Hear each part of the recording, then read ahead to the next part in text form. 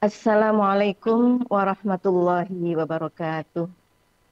Bismillah, alhamdulillah, wassalatu wassalamu ala rasulillah wa ala alihi wa sahbihi wa man tabi'ahu wa nasrahu wa wala amma ba'du. Duyufur Rahman rahimakumullah, saudara-saudaraku di tanah air yang tercinta, dalam kesempatan yang baik dan penuh berkah ini, mari kita berbincang tentang fikih haji perempuan. Mengapa fikih haji perempuan penting untuk dibahas secara khusus? Yang pertama, karena bagi perempuan, haji itu merupakan, haji dan umroh merupakan ibadah yang memiliki kedudukan khusus dalam syariat Islam. Suatu kali Ummul Mukminin Aisyah radhiyallahu anha bertanya kepada Rasulullah sallallahu alaihi wasallam, "Wahai Rasulullah, para laki-laki itu mereka bisa berperang kepadamu, berjihad dengan perang padamu. Kami perempuan ini apa jihadnya?" Nabi kemudian menjawab, "Apakah kami wajib berjihad?" Tanya Aisyah radhiyallahu anha. Nabi menjawab, "Na'am, alaihinna jihadun la qitala fi al-hajj wal umrah." Iya, bagi perempuan ada kewajiban jihad yang tidak ada peperangan di sana. Jadi hadis ini sekaligus menjelaskan bahwa jihad tidak selalu perang. Yaitu apa? Jihad untuk kaum perempuan, al-hajju wal umrah, haji dan umrah. Mengapa haji dan umrah menjadi jihad bagi perempuan? Karena memang untuk melakukan perjalanan haji, kalau sekarang kita pendek, kalau zaman dulu orang berhaji bisa 1 tahun, bisa lebih, pengorbanannya sangat luar biasa. Berkorban, berpisah dengan keluarga, itu sesuatu yang bukan hal kecil bagi perempuan, lalu meninggalkan hal-hal yang biasa dilakukan. Ini adalah jihad dan karena itu sungguh sangat sayang jika kesempatan jihadnya kaum perempuan ini tidak dimanfaatkan sebaik-baiknya oleh kaum perempuan itu sendiri. Yang kedua, mengapa fikih haji bagi perempuan penting untuk kita bahas secara khusus? Ya, karena perempuan dan laki-laki memang Allah ciptakan berbeda. Organ reproduksinya berbeda. Perempuan haid, nifas, melahirkan, laki-laki tidak. Dan perbedaan fisik ini kemudian juga berdampak pada perbedaan hukum, termasuk juga dalam perbedaan hukum haji, perbedaan tentang tata cara ihram, perbedaan juga bagaimana ketika perempuan mengalami haid pada saat harus tawaf ifadah, tawaf wada, tawaf umroh, dan lain sebagainya. Karena itulah penting untuk mempelajari fikih haji perempuan secara khusus. Nah, yang ketiga, secara sosiologis hari ini jamaah haji perempuan banyak dan jamaah haji perempuan sama dengan laki-laki penting untuk mendapatkan ilmu, pencerahan dan bimbingan agar haji mereka menjadi haji yang mabrur. Apalagi tahun ini dari 221.000 jamaah haji Indonesia, 120 diantaranya adalah perempuan. Maka menjadi sangat penting banyak membimbing ibadah perempuan, kemudian juga fikih perempuan juga sampai kepada kaum perempuan. Dan tentu saja kaum laki-laki juga perlu memahami dan mengetahuinya karena banyak perempuan yang pergi haji bersama dengan laki-laki, baik suami atau keluarganya yang lain. Duyufur Rahman yang dirahmati Allah Subhanahu wa taala. Ini hal pertama mengapa penting bagi kita untuk mempelajari fikih haji perempuan. Hal yang kedua, persoalan-persoalan yang kami temukan sebagai mustasyar dini dalam visitasi dan edukasi di sektor-sektor terkait dengan ihram di hari ini, terkait juga nanti ketika tawaf ifadah yang sebentar lagi akan kita jelang. Nah, ada setidaknya 3 persoalan ya. Kalau kita klaster 2 persoalan besar. Persoalan yang pertama, klaster pertama adalah persoalan perempuan haid dan tawaf.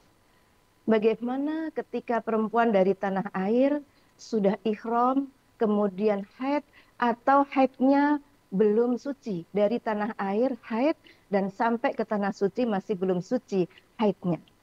Kepada mereka, silakan tetap berihram, penuhi larangan dan kewajiban ihram, tapi jangan tawaf dulu.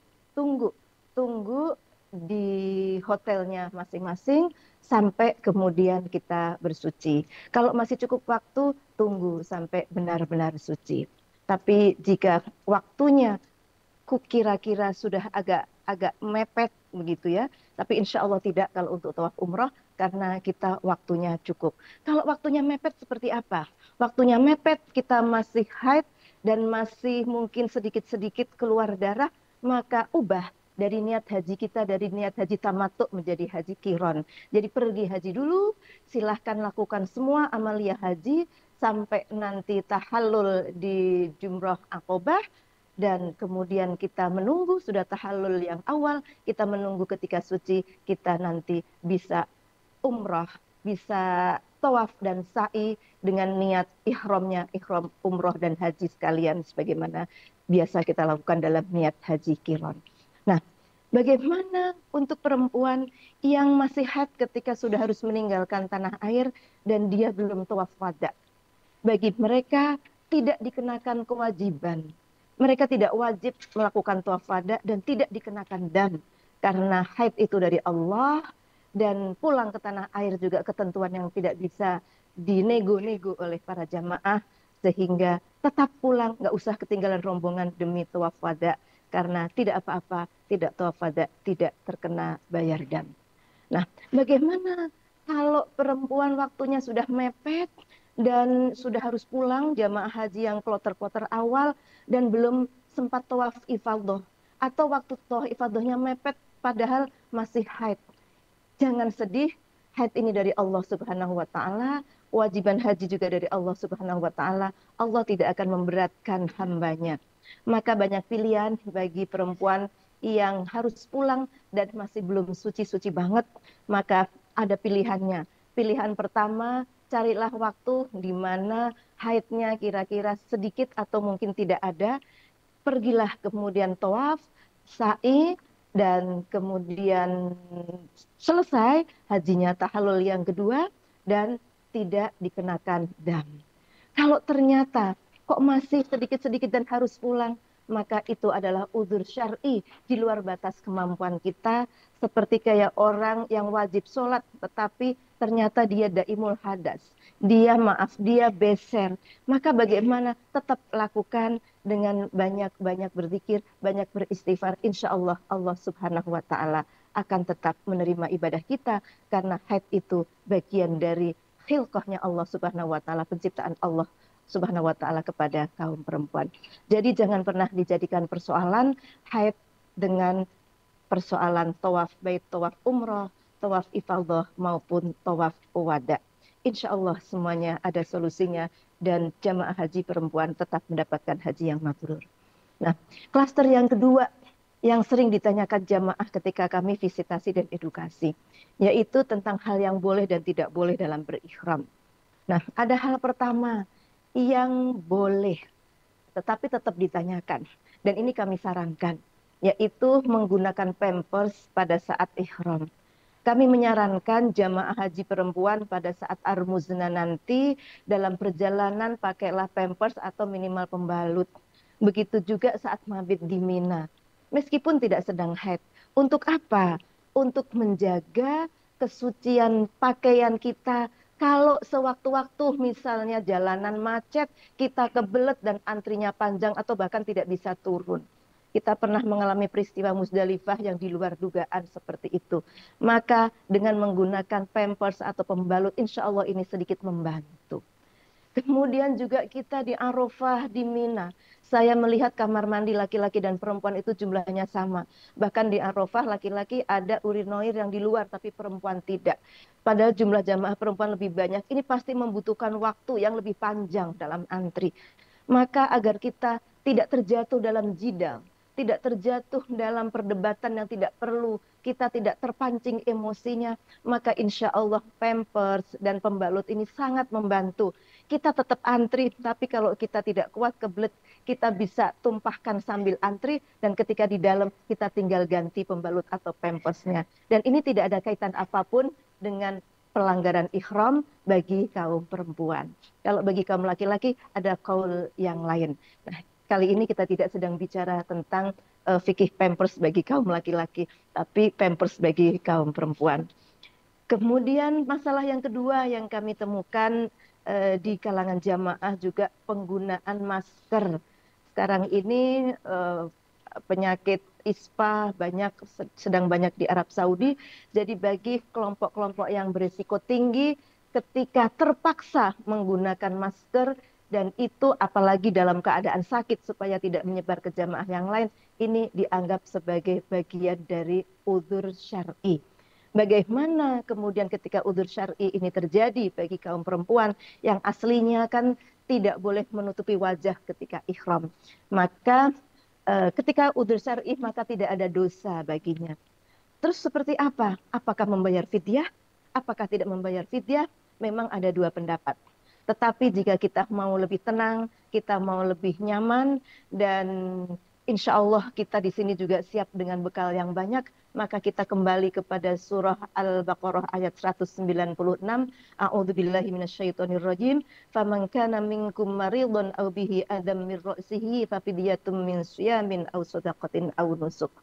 Bagi orang yang sedang ihram tapi kemudian sakit atau ada luka di kepalanya nih bagi laki-laki sehingga dia kemudian terpaksa menutup kepala atau perempuan terpaksa memakai tutup wajah begitu ya, maka baginya fidyah berupa puasa 3 hari dijelaskan dalam hadis atau sodakoh 3 sok.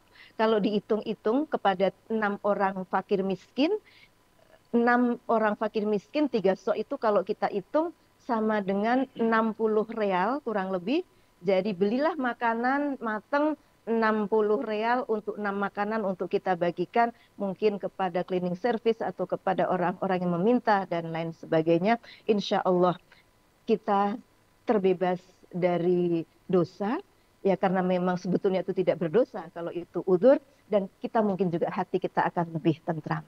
Nah, yang ketiga yang sering muncul di kalangan jamaah karena kita lama di asrama atau di hotel, bagaimana hukum copot jilbab di hotel yang teman-temannya sesama perempuan. Saya ingin menyampaikan bahwa copot jilbab di hotel ketika kita bersama-sama dengan jamaah perempuan ini bukan dari sisi syariat, bukan bagian dari larangan ihram. Karena larangan ihram itu justru menutup wajah. Dan ketika tidak menjadi bagian dari larangan ihram, yang berlaku adalah hukum umum, hukum syariat secara umum, yaitu ketika perempuan bersama-sama dengan perempuan, maka ya bagian kepala ini bukan menjadi aurat, tetapi kalau kemudian kita buka, kemudian kita gerah, kemudian kelihatan bagian dalamnya, nah itu juga sudah tidak boleh meskipun sesama perempuan. Nah, tapi ibu-ibu sekalian, kita berhaji ini, ihram ini adalah peristiwa sakral. Apalagi ihram haji yang bisa jadi sekali-kalinya seumur hidup ini. Maka alangkah baiknya kita tidak hanya menjalani ritual ini semata-mata dengan pendekatan fikih, tetapi juga pendekatan akhlak kepada Allah Subhanahu wa Ta'ala. Bagaimana itu? Kita bisa kembali kepada surah An-Nur ayat 60 yang di situ wal yasta'fifna, ya hendaklah beriffah. Meskipun dalam surah An-Nur ayat 60 itu perempuan yang sudah sepuh begitu ya, yang lansia kan tidak wajib menutup kepalanya dengan kerudung. Tetapi ketika mereka iffah, mereka menjaga diri, itu lebih baik. Karena itu saya mengajak kepada jamaah perempuan, meskipun tidak menjadi bagian dari pelanggaran ihram, kita jaga aurat kita ketika kita sedang ihram, toh hanya beberapa saat saja, sebagai bagian dari pengalaman spiritual kita dan sebagai bagian dari iffah kita, sebagai bagian dari akhlak kita kepada Allah Subhanahu wa Ta'ala. Duyufur Rahman yang dirahmati Allah Subhanahu wa Ta'ala, wabil khusus para jamaah perempuan calon haji Indonesia yang tersayang.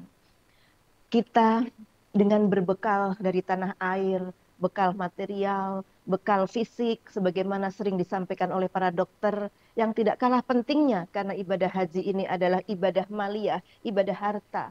kemudian juga ibadah badaniyah, ibadah badan. Semua yang kita lakukan itu terkait dengan keprimaan fisik kita perlu prima. Tetapi sangat penting juga, menjadi sayang kalau ibadah kita hanya berhenti pada ibadah badaniyah dan maliyah saja, tanpa kita kuatkan dengan ruhiyahnya. Karena sesungguhnya setiap ibadah dalam agama ini pasti ada ruhiyahnya. Ada aspek ritual, ibadah-ibadah, syarat, rukun, manasik yang sifatnya ritual, tetapi juga ada penghayatan, ada juga tafakur, ada juga muhasabah, ada juga suasana hati yang terus dipenuhi rasa ikhlas, rasa syukur, rasa sabar, pengendalian diri, dan terus-menerus berdialog, berzikir kepada Allah Subhanahu wa Ta'ala. Inilah spiritualitas kita di dalam ibadah haji. Ketika kita melangkah jauh dari tenda menuju Jamarot misalnya, maka niatkanlah setiap langkah kita adalah langkah mendekati Allah. Kita yakin bahwa ketika kita mendekati Allah satu langkah, maka Allah mendekati kita berkali-kali langkah. Maka di situ kita tidak akan merasakan capek, tetapi kita akan merasakan rindu dan cinta. Ketika kita ihram, ketika kita melepaskan semua hal-hal yang memang dilarang, maka kita lakukan itu dengan sukarela, dengan penuh cinta, karena kita ingin mengikuti apa yang ditentukan oleh Sang Khalik yang telah menakdirkan kita, telah mengundang kita ke sini. Begitu juga ketika kita melihat makanan yang berlimpah, kita bersyukur. Ketika kita melihat fasilitas yang kurang, kita tetap bersyukur. Mungkin ada yang kopernya masih belum ketemu sampai sekarang, tetap kita kedepankan syukur, kita tetap cari, kita tetap ikhtiar, tapi kita bersyukur kita sudah sampai di sini. Hanya dalam tanda kutip, hanya koper yang belum ketemu, bukan hilang insya Allah, tapi mungkin belum ketemu saja. Maka insya Allah dengan senantiasa menjaga rasa ikhlas, menjaga rasa syukur, terus-menerus menasehati diri dengan sabar, dan terus-menerus membekali diri dengan kebaikan, insya Allah haji kita akan menjadi haji yang mabrur. Para jamaah haji yang dirahmati Allah Subhanahu wa Ta'ala, sedikit tips menuju Ar-Muzna. Ar-Muzna semakin dekat, maka tentu saja bekal kita harus semakin meningkat. Tidak cukup hanya kita siapkan pesawat yang bisa terbang dan landing dengan baik, tapi juga penting untuk kita siapkan landasannya yang bagus agar pesawat bisa mendarat dengan mulus. Dan itulah persiapan-persiapan ruhiyah kita, persiapan amaliyah-amaliyah kita. Dalam waktu yang tersisa, yang tinggal beberapa hari lagi ini, tinggal kurang lebih 2 minggu ini, mari kita hemat tenaga. Kita pilih amal-amal badaniyah. Amal badaniyah kita saving untuk nanti puncak Ar-Muzna. Dan menuju ke sana, kita perbanyak amal badaniyah yang minim tenaga, tapi maksimal pahala. Kita bisa banyak membaca Al-Quran, kita bisa banyak zikir, kita bisa banyak sedekah, kita bisa banyak membantu ke kanan kiri kita, mengajak kebaikan kanan kiri kita. Lalu kalau kita diam kita bisa zikir, diam kita bisa bertafakur, diam kita bisa bertadabbur. Insya Allah hati kita selalu teringat kepada Allah, maka insya Allah fazkuruni azkurkum, ketika kita berzikir kepada Allah, maka Allah akan mengingat kita. Dan ketika kita berzikir, maka insya Allah hati kita akan tenang, hati kita akan tentram. Mari kita sama-sama jelang Ar-Muzna dengan berbuat kebaikan sebanyak mungkin, tapi dengan tenaga yang sehemat mungkin. Wa ma taf'alu min khairi ya'lamhullah. Allah Maha tahu apa yang kita lakukan. Amaliyah dengan lisan, amaliyah dengan tangan, amaliyah dengan hati, tapi mohon minimkan main medsos, karena di situ nanti bisa mengganggu ibadah haji kita, mengganggu ketentraman batin kita. Para dhuyufur rahman yang dirahmati Allah Subhanahu wa Ta'ala. Nah, itulah beberapa hal yang bisa kita lakukan menuju Ar-Muzna nanti. Kita siapkan batin kita siapkan fisik kita siapkan tenaga kita, agar apa-apa yang kita lakukan menjadi kebaikan yang dicatat oleh Allah Subhanahu wa Ta'ala. Dan yang terakhir, kalau kita merujuk kepada surah Al-Baqarah ayat 197, bekal kita yang terbaik adalah takwa, wa tazawwadu fa inna khairaz zadit taqwa. Takwa itu kalau kita urai ada dua, ada di potongan ayat sebelumnya. Yang pertama melakukan kebaikan, wa ma taf'alu min khairi ya'lamhullah, sebagaimana tadi telah kita jelaskan. Dan yang kedua, pengendalian diri dari hal-hal yang buruk jangan sampai terjadi. Dan itu sudah dijelaskan juga dalam surah Al-Baqarah ayat 197. A'udzubillahi minasyaitonirrajim. Al-hajju asyurum ma'lumat, fama faradha fihinnal hajja fala rafasa wala fusuqa wala jidala fil hajj. Kita berusaha betul untuk jangan sampai ngomong jorok, ngomong kotor, apalagi bertindak yang tidak baik, tidak benar. Tahan diri. Yang kedua, jangan sampai fasik. Fasik itu dosa besar atau dosa kecil tapi terus-menerus. Stop ghibah, stop kepo-kepo, stop pengen banyak-banyak mantau-mantau medsos. Lebih baik waktu kita gunakan, kita pakai buka catatan, catat teman-teman kita yang minta doa itu apa saja kita catat. Nanti supaya kita di Arafah kita nggak blank. Apa yang kita lakukan itu sudah terprediksi, sudah terencana sejak dari sini. Ini pengalaman ya, Bapak dan Ibu sekalian. Insya Allah kalau kita ada titipan doa apa mohon untuk dicatat nanti di makom mustajabah yang waktunya makom dan waktu mustajab yang waktunya itu terbatas, tempatnya terbatas, kita biar tidak bingung, kita tinggal baca. Kalau bingung-bingung sudah selesai semua waktunya, kita sudah harus berpindah ke tempat, kita tinggal minta pada Allah Subhanahu wa taala, ya Allah, kabulkanlah doa-doa semua orang yang menitip doa, kabulkanlah doa-doa yang kami tuliskan di sini, kabulkanlah doa-doa yang kami panjatkan dalam salat hajat kami. Berdoalah yang baik-baik, insya Allah Allah Subhanahu wa taala akan mengabulkan doa-doa kita dan haji kita mudah-mudahan menjadi haji yang mabrur. Jadi kita maksimalkan amal soleh yang minim tenaga fisik dan sekaligus kita maksimalkan pengendalian diri agar kita tidak terjatuh dalam hal-hal yang dilarang Allah, dan terutama yang paling gampang orang terjatuh adalah jidal.